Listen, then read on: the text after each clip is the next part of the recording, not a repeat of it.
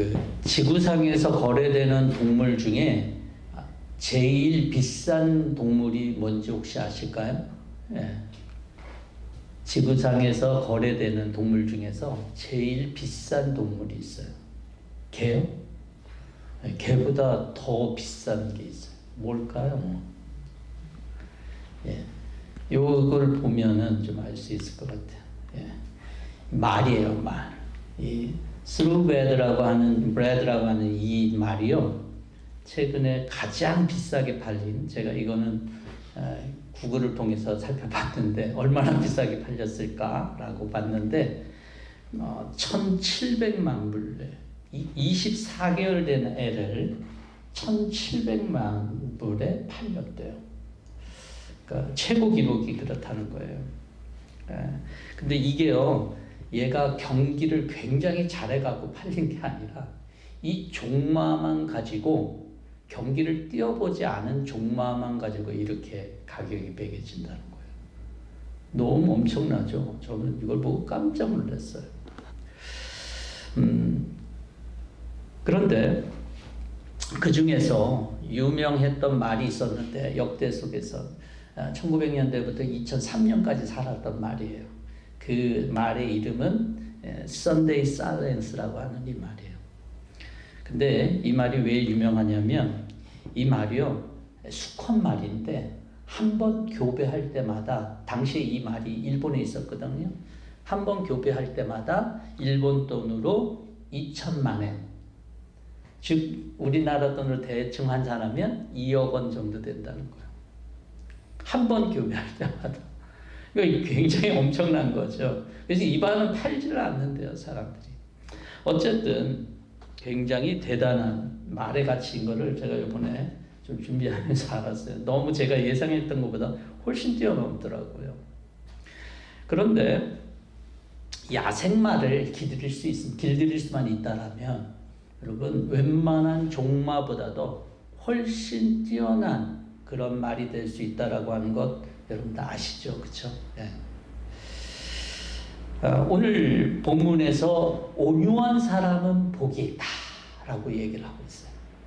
온유가 뭘까라고 우리는 생각할 때 맨 처음에 부드러운 사람, 그렇게 마음이 좀 약한 사람, 이런 사람들이 온유하니까 그렇게 얘기하지만 성경의 이 온유는요, 프라우스라고 하는 단어인데 히브리어로 그 단어의 뜻이요, 무슨 뜻이냐면 야생마를 길들이다라고 할 때, 이런 야생의 짐승들을 길들이다라고 할 때 쓰는 단어가 바로 이 프라우스라고 하는 온유라고 하는 단어예요. 여러분들이 생각하는 온유하고 같을지 모르겠지만, 목사님 저도 예전에 그렇게 생각했어요. 이미 아시는 분들도 있겠지만 아마 많은 사람들이 갖고 있었던 온유에 대한 개념과 좀 다르지 않을까. 예수님 당시에 이 단어는 뭔가를 길들일, 짐승도 이 야생의 것들을 길들이는 그러한 때 이 단어를 썼다는 거예요.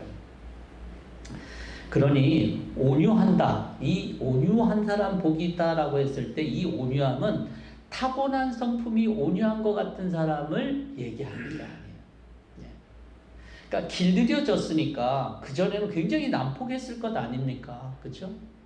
그런데 이제는 길들여져서 온순해져서 그 다음에 주인의 쓰임에 합당하게 된 것이 바로 온유한 사람이다라고 하는 거예요.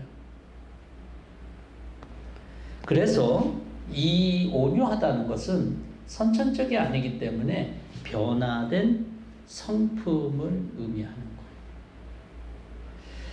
거예요. 당시 이 온유라고 하는 단어를요, 당시 헬라 철학자 중에서 유명한 아리스토텔레스가 이 온유라고 하는, 프라우스라고 하는 단어를 똑같이 쓰면서 이렇게 정의를 했어요. 힘이 있을 때 그 힘을 잘 조절하는 능력, 이렇게 얘기를 했어요. 그래서 그는 이 아리스토텔레스의 가장 중요한 그런 것 중에 하나가 중용인데, 그 중용이 바로 이 온유에서 그 중용을 찾았어요. 그래서 적절한 순간에 적절한 정도로 힘을 발휘하고 조절하는 그런 성품, 능력이 온유라고 그런 얘기했고, 칼빈이라고 하는 그런 우리가 잘 아는 우리 신학자는 이렇게 얘기했어요.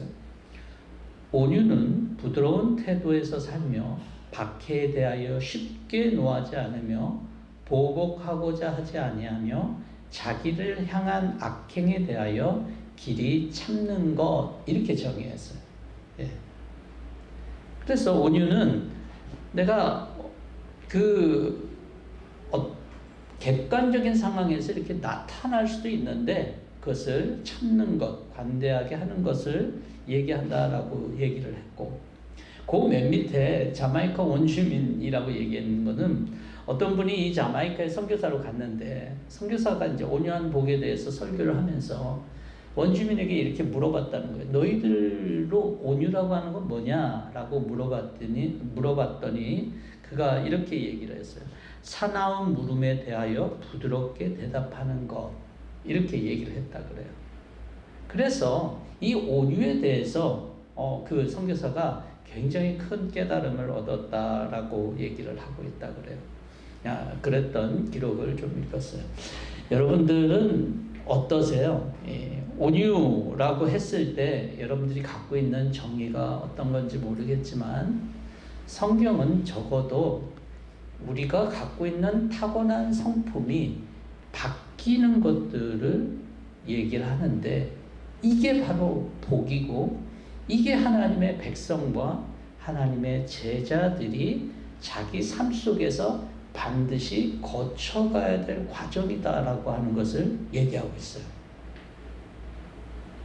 마음이 가난한 사람의 복을 얘기했고, 여러분 지난 한 주 동안 많이 애통해 보셨나요? 저도 지난주 말씀 전하고 한 주 동안 애통해 보려고 그랬긴 했는데, 어쨌든 이제 그런 단계를 지난 사람들이 반드시 거쳐가야 될 것 같아요. 그것은 바로 나의 성품과 나의 성격이 이제 하나님에 의해서 길들여져야 되는 거다라고 하는 것을 얘기해 준 거예요. 그래서 온유는요, 그렇지만 말 잘 듣는 강아지를 얘기하는 것이 아니라 사자 같은 힘을 가진 사람이 그 힘을 절제할 때 온유하다라고 얘기를 했어요. 인간은요, 태어날 때마다 저마다의 본성이 있잖아요. 그 일반적인 그 본성은 죄로 인해서 자기 마음속에 야생마 같은 그런 본성이 있어요. 그러니까 잘 듣는 그 강아지를 주님께서 얘기하는 건 아니죠. 우리 속에는 이런 그 야생마와 같은 그런 본성이 있는데, 어떤 사람들도 이렇게 이 본성이요, 야생마 같은 것들이 다 있잖아요. 여러분들 중에서 그렇지 않은 분들이 좀 있을까요?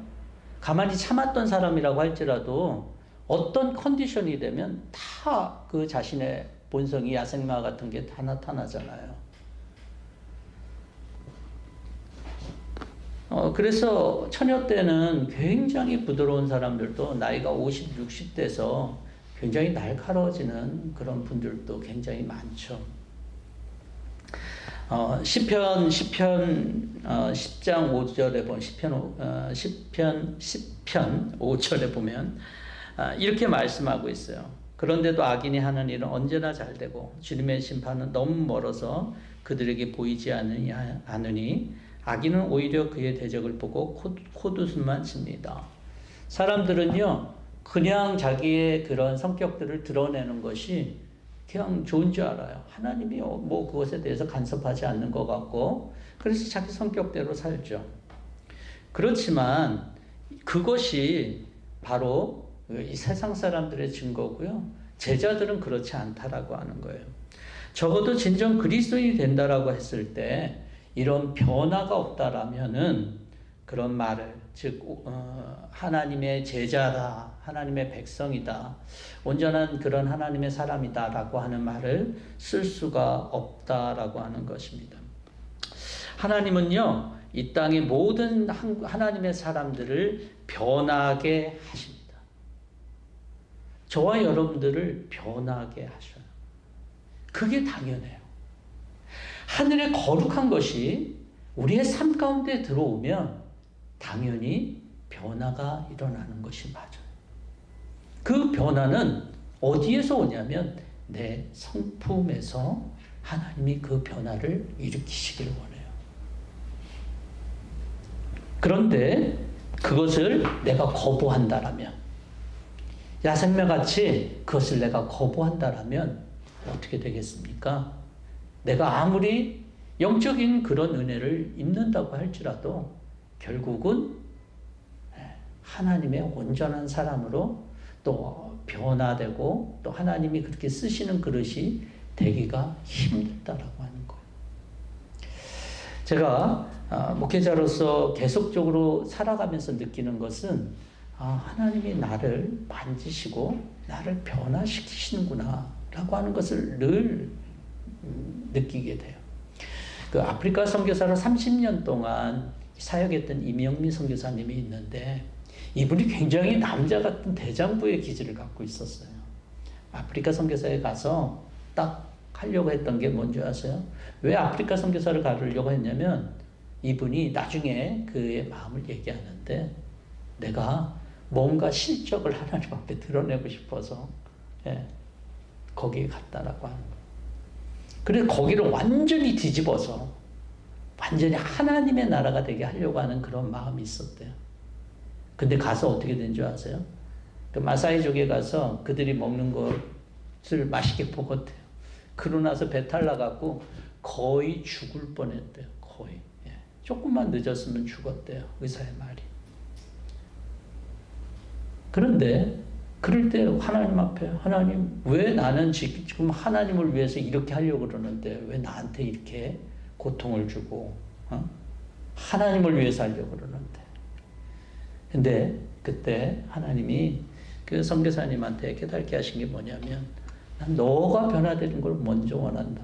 네가 변화되지 않으면 널 쓸 수가 없어. 저를 포함해서 우리 모두가요. 하나님의 도구로서 온전히 쓰임이 되고 하나님의 영광이 되기 위해선 우리 자신들이 변화돼야 돼요. 반드시 변화돼야 돼요.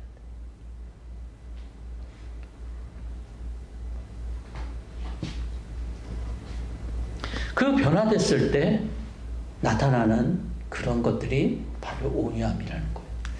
이것은 이사야서 50장 7절 8절에도 이렇게 얘기를 하고 있어요. 하나님께서 나를 도우시니 그들이 나를 모욕하여도 마음 상하지 않았고 오히려 내가 각오하고 모든 어려움을 견뎌냈다. 내가 부끄러움을 당하지 않겠다고 한 것을 내가 아는 까닭은 나를 의롭다 하신 분이 가까이 계시기 때문이다. 하나님을 알면 알수록 우리가 그러한 것들이 그냥 자연스럽게 일어나는 거죠. 그래서 기계적으로 분노를 잘 조절한다든지 이런 것들은 온유함과는 거리가 좀 멀어요.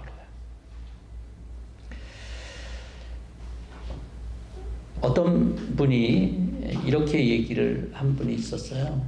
그 강아지를 키우는데 강아지를 어떻게 키우면 좋겠다라고 하는 그런 책이 있었대요. 근데 쭉 그 책을 읽다 보니까 이것을 내 남편한테 적용하면 좋겠다. 그래서 그 남편한테 적용하는데 이게 워킹이 된 거예요.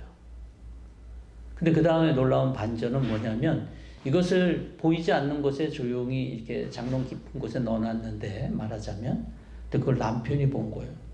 남편이 보고 나서 자기가 그렇게 키움을 당했다는 것을 보고 그냥 노발대발하면서 더 엇나가는 어떤 그러한 일을 기록한 글을 봤어요. 기계적으로 우리를 분노를 조절하게 하고 하나님이 우리를 억지로 나를 이렇게 조종하게 하는 것, 그건 온유함이 아니에요. 하나님은 그런 분이 절대로 될 수가 없어요. 하나님이 기대하는 길들임은 그것이 아니에요. 하나님이 길들이는 또 온유함은요, 하나님을 순종하는 것 가운데서 이루어지기 때문에 그래요. 성경에 온유한 사람들이 많이 있겠지만 그 중에 대표적인 사람이 누구냐면 모세일 겁니다. 왜 모세로 정하냐면 민수기 12장 3절에 이렇게 얘기를 하고 있어요. 이 사람 모세는 온유함이 지면의 모든 사람보다 더하더라. 모세의 그런 모습이에요. 근데요, 이 민수기 12장이 어떤 일 때문에 벌어지냐면, 모세가 자기 첫 번째 아내 시보라를 잃고 나서 이 구스 여인을 취해요. 근데 구스 여인을 취했을 때, 이 어렸을 때부터 모세를 그렇게 키워왔던 그 누나 미리암이 마음에 안 들어 했어요. 시누이가 마음에 안 들어 했어요. 그래서 어땠습니까? 모세에 대해서 안 된다라고 하는 것들을 굉장히 강력하게 얘기했어요. 그랬을 때 하나님께서 미리암에게 어떤 일을 벌렸냐면 나병, 문둥병이 걸리게 했어요. 그런데 여러분, 우리가 이렇게 됐으면 나를 이렇게 심정적으로 힘들게 하는 이 누이지만 우리 가족 중에서도 뭐 가깝기 때문에 더 정말 감정적으로 힘든 사람들이 있잖아요. 예. 그런데 그 누이 아이 잘 됐다, 뭐 악한 마음을 갖고 있지는 않아도 아이 잘 됐다 이렇게 얘기를 할 수 있을 것 같아요. 그런 마음이 들 수도 있고. 모세는 어땠냐면, 모세는 그러지 않고 그 누이를 위해서, 미리암이 낫기를 위해서 기도한 하나님. 그러면 안 됩니다. 그래서 그 미리암이, 하나님께서 그 미리암을 단번에 해주진 않고 7일 동안 밖에 나갔다 들어오게 하는 어떤 그런 방법을 쓰셨어요. 출애굽 중간중간에 보면 이스라엘 백성 때문에 굉장히 속상했던 그런 모세의 모습을 봅니다. 하나님께서 얼마나 이 이스라엘 백성들이 엄청났냐면 이들을 갖다 지면에서 없애버리겠다고까지 얘기했어요. 그런데 모세가 그러지 말라고, 하나님 그러면 하나님이 웃어진다라고 말린 사람이 모세.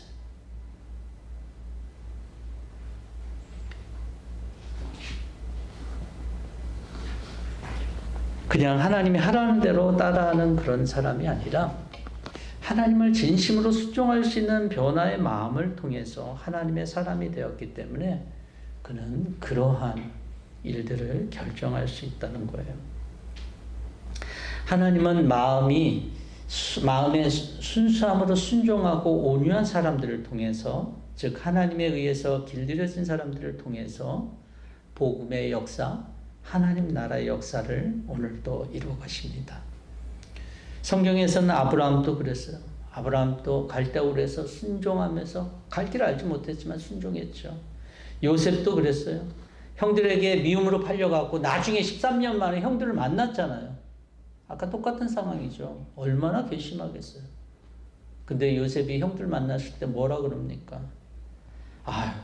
당신을 이리로 보낸 것은, 나를 이리로 보낸 것은 당신들이 아니라 하나님의 계획이다 라고 얘기를 하고 있잖아요. 절대주권을 인정하는 그런 요셉의 모습은 그의 변화된 삶, 그의 순종된 삶에서 나타났다라고 하는 거예요. 하나님의 말씀을 순종하는 것은요, 우리가 많은 지식이 있어서가 아니라 많은 능력이 있어서도 아닙니다. 진짜 하나님을 순종하고자 하는 그런 마음속에서 계속적으로 순종하게 될 때 우리가 갖고 있는 모든 분노, 복수, 내가 하고자 하는 모든 것들, 그런 것들이 내려놓게 되고 오히려 상대방을 위해서 기도하게 되고 하나님의 계획과 뜻을 인정할 수 있게 된다라고 하는 것입니다. 하나님께서는 그래서 이런 순종하고 자신들을 어떻게 하십니까? 그들에게 복을 주시는데 땅을 차지할 것이다. 근데 오늘 이 본문에 땅을 차지할 것이다 라고 하는 이 본문은요, 이 차지한다라고 하는 게 막 내가 뭔가 해서 차지하는 것 같지만 사실은 그러한 차지는 아니에요. 내가 어떤 힘을 가지고 내 능력을 가지고 차지한다라고 하는 것이 아니라 오늘 차지한다라고 이 단어는 오히려 하나님이, 영어 성경은 inherit이라고 되어 있어요. 예, 즉 하나님의 상속을 받는다, 예, 그런 뜻이거든요. 그러니까 하나님이 주시는 것을 받는다라고 하는 거예요. 그리고 이 땅이라고 하는 의미는 단순히 부동산을 의미하는 것은 아니겠죠. 당연히 그게 어떻게 하나님이 주시는 것이 이 땅의 부동산이겠어요. 즉 하나님의 나라를 기업으로 받게 된다라고 하는 것을 얘기하는 거죠. 여러분, 우리가 하나님 앞에서 온유한 삶을 살게 되면 하나님께서는 우리가 하나님의 땅, 즉 하나님의 나라를 우리가 유업으로 또 기업으로 또 상속으로 받게 된다라고 얘기를 하고 있어요. 그래서 저와 여러분들이 하나님 앞에서 얻게 될 이 하나님의 나라 또 이 기업이 뭘까요? 이것은 단순히 저와 여러분들이 이 땅의 사람들과 비교 가능한 그 무엇은 아닙니다.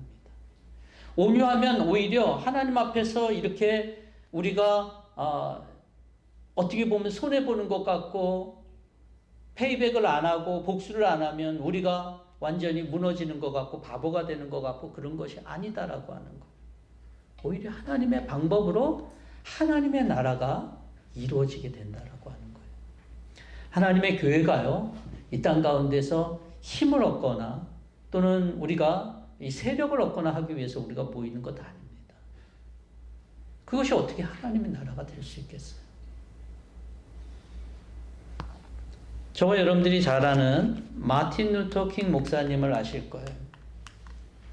이 마틴 킹 목사님은 비폭력을 핵심의 원칙으로 삼았던 것 저와 여러분들이 잘 아십니다. 폭력은 폭력을 낳고 미움은 미움을 낳는다.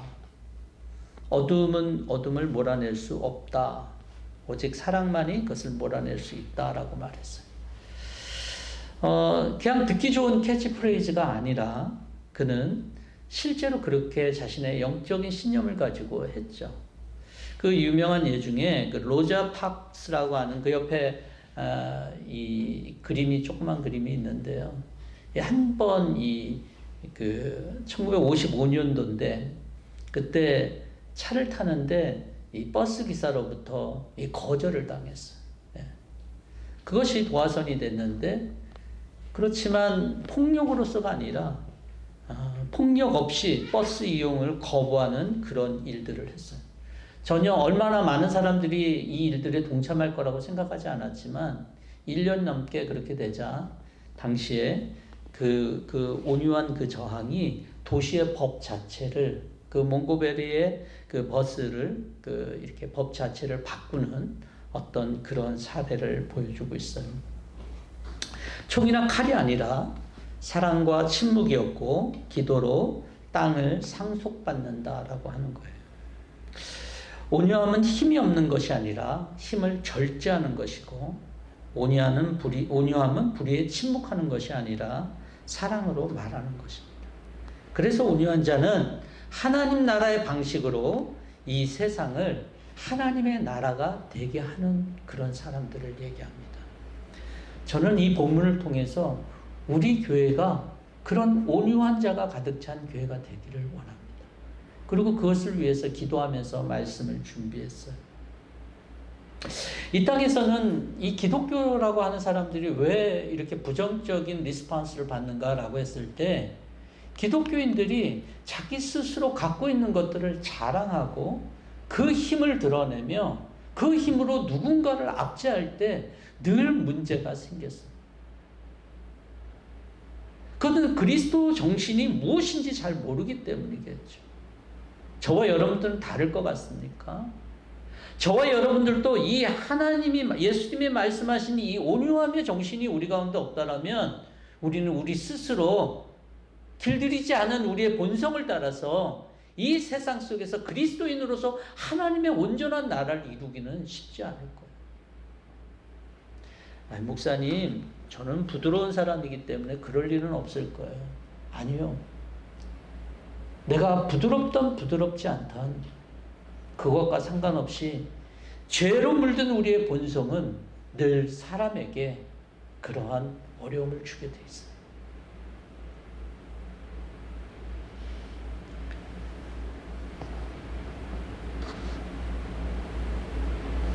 기독교인의 모습이나 정신을 마치 실천하는 것처럼 그렇게 말하는 그런 정치인들을 보면서 야, 이건 기독교를 이용하는 것이지 과연 과연 이게 기독교겠냐라고 생각할 때가 너무 많아요. 그런 사람들이 이루는 것은 아무리 숫자가 많아도 그것은 하나님의 나라가 될 수 없다라고 하는 거예요. 오히려 그걸로 인해서 더 많은 아픔과 고통이 자리하게 되기 때문에 그래요. 과거에 지금으로부터 굉장히 오래된 시간이지만 1000년도 더 넘은 그 기간에 AD 1000년경에 무슨 유명한 전쟁이 있었냐면 십자군 전쟁이 있었어요. 기독교를 옹호하는, 신앙을 옹호하고 지키겠다는 거 아니었어요? 그래서 전쟁을 벌였지만 그 전쟁으로 인해서 물론 정치적인 명분과 뒤에 가려진 모든 것들은 제가 말씀드리는 건 아니지만 말씀드릴 수는 없지만 마치 겉에서는 그것이 기독교를 옹호한 것 같지만 여러분 그걸로 인해서 기독교가 정말로 그 전까지는 적대적인 관계가 아니었던 많은 종교들과 적이 됐다는 슬픈 역사가 있어요.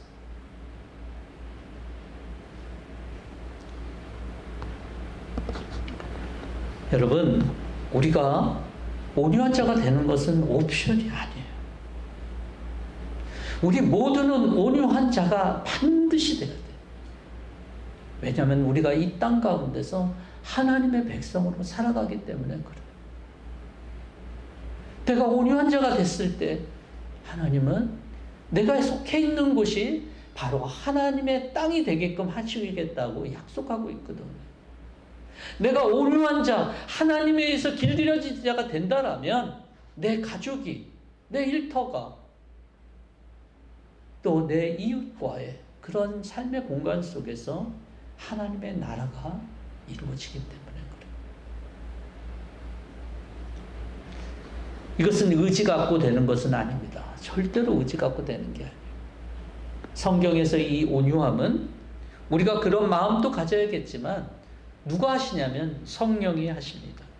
저와 여러분들이 잘 아는 말씀이지만 갈라디아서 5장 22절과 23절에 성령의 9가지 열매를 얘기하는데 마지막 보면 온유와 절제, 이것이 바로 성령의 열매라고 말씀하고 있죠. 늘 성령이 내 안에서 역사하도록 여러분들의 삶을 내어주십시오. 내 삶에 성령, 이 거룩한 하나님의 영인 성령이 내 삶에 없다라면 우리는 자꾸 고쳐지지 않습니다. 길들여지지 않습니다. 그리고 하나님이 기뻐하시는 그런 삶의 모습으로 우리가 드러나기가 어렵다는 거예요. 성경의 인물들을 보면 늘 성령의 역사 속에서 주님을 순종하고 성령의 역사 속에서 자신들이 변화된 그런 길들여진 그런 사람들인 것을 우리는 보게 됩니다. 여러분들에게 내가 지금 당장 먹어야 될 그러한 내 밥거리 또는 내 삶에 당장 필요한 것들만 여러분 생각하지 마시길 바랍니다. 하나님은 하나님의 백성으로서 우리가 하나님의 나라를 이 땅 가운데서 이루는 주님의 통로고 도구가 되도록 우리를 부르셨어요. 저와 여러분들이 하나님의 나라 하면 먼 게 아니라 오히려 내가 가장 가까운 하나님의 나라를 이루는 그 단위라고 하는 것을 저와 여러분들이 꼭 기억했으면 좋겠어요. 하나님의 나라는 누군가가 세워지는 나라가 아니라 내가 하나님의 나라예요. 그래서 내가 서 있는 자리가 바로 하나님의 나라가 되는 거예요. 그래서 이 땅에서 하나님의 나라가 이루어지기를 간절히 소망하고 하나님께서 그 복으로 이 땅 가운데서 하나님의 나라를 유산으로 주시는 것이 굉장히 중요하다라고 하는 거예요. 저는 우리 교회가 또 우리 성도들 한 사람 한 사람이 이런 복을 받기를 원해요. 여러분들이 온유하지, 순종함으로 정말 길들여지고 온유해져서 여러분들의 있는 곳이 하나님의 나라가 되는 그러한 삶의 축복이 있기를 바랍니다. 오늘 내가 어떤 일이 있을 때 내가 주장하고 싶은 생각이 있거나 내가 내 본성이 드러나려고 그럴 때 하나님의 말씀을 기억하십시오. 느헤미야가요 왕의 술관원으로 있을 때 그는 늘 이런 자세를 갖고 있었어요. 어떤 일이 있으면 잠시 하나님께 묵도하고, 이게 느헤미야의 습관이었거든. 무슨 얘기입니까? 우리가 어떤 일이 있던데 그때 잠시 하나님, 이때 나는 어떻게 해야 될까요? 하나님, 나는 어떤 모습으로 있어야 될까요? 하나님 뭘 원하시나요? 라고 여러분들이 하나님께 물어봤으면 좋겠어요. 금요일날 저녁에 옹기쟁이라고 하는 아카펠라 그룹이 오랫동안 정말 활동했던 그룹이 미국에 와서 20몇 군데를 돌면서 우리 글로벌 비전 교회에서 저 청년들 일부하고 제가 갔다 왔는데, 그때 불렀던 찬양 중에 이런 찬양이 있었어요. 너는 그리스도의 향기라, 너는 그리스도의 편지라, 하나님 앞에서 그리스도의 향기니 너를 통해 생명이 흘러가리, 너를 통해 생명이 흘러가리. 그러면서 이제 중간에 이 찬양을 부르면서 자 10명씩 인사를 하세요 그렇게 하는데, 예, 그 10명 하기가 참 쉽지 않더라고요. 예. 근데 그래서 우리 청년들은 서로가 2번을 더 하더라고요. 사람을 찾지 못해서 다시 2사람이 또 그렇게 인사를 했는데, 중요한 것은 우리가 이 세상 속에서요, 하나님의 향기고 하나님의 편지고 하나님의 나라가 되려고 하는 하나님의 계획이 담긴 귀중한 그런 삶입니다. 여러분들의 삶이 그런 하나님의 목적 있는 삶임을 여러분 기억하시길 바랍니다. 한 주간을 살면서 여러분들이 멈추시고 주님께서 나를 변화시킬 것이 무엇인가를 주님께 묻고, 주님께서 말하시는 대로 순종하고 나를 바꾸어서 하나님, 오늘도 내가 온유한 자가 되어서 하나님의 나라를 이 땅 가운데서 기업으로 받는 그런 우리들이 내가 되기를 원합니다. 내 가정, 내 일터, 나를 만나는 모든 관계, 이웃, 그들이 그 관계 속에서 하나님의 나라를 기업으로 그렇게 받는 놀라운 축복이 저와 여러분들 가운데 있기를 주의 이름으로 축원합니다. 같이 함께 기도하겠습니다.